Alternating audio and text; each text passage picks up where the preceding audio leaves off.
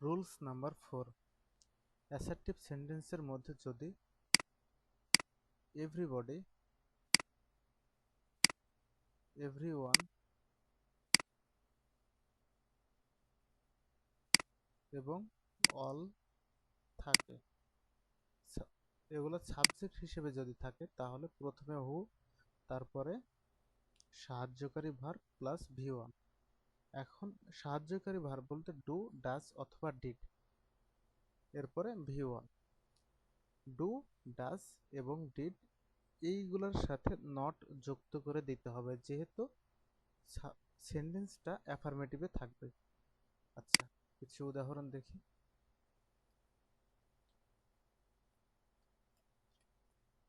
Everybody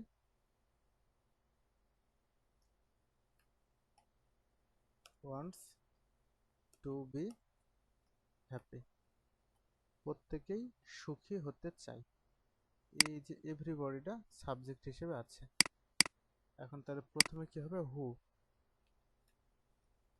হু, এখন do দিব, do হবে না ডাজ হবে না ডিডেন্ট হবে, এটা ডিপেন্ড করে সেন্টেন্সটা কোন টেন্সে আছে। Everybody wants to be happy, প্রত্যেকেই সুখী হতে চায়, এটা প্রেজেন্ট ইনডিফিনাইট টেন্স। এখন হু এর পরে ডাজ নট হবে, does not wants to be happy, কে না চাই সুখী হতে।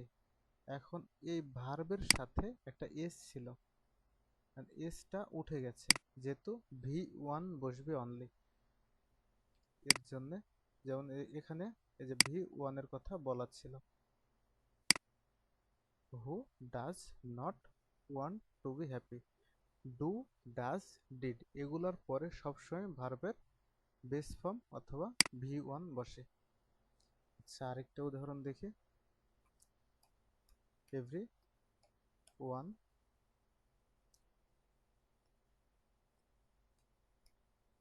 লিসেন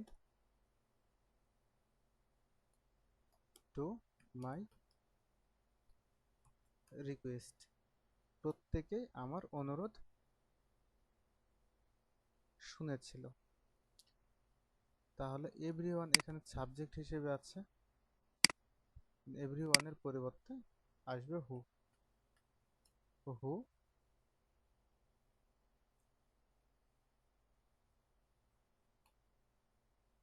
ডিড নট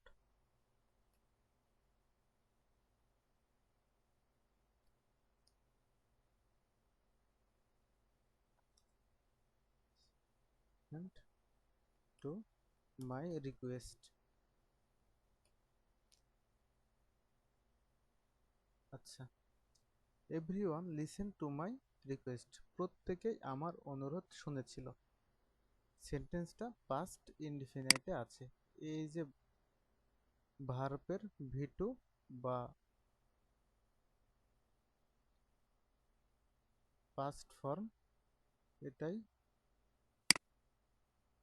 সেন্টেন্সটা যে পাস্ট ইনডিফিনাইট সেটা বোঝা যায়।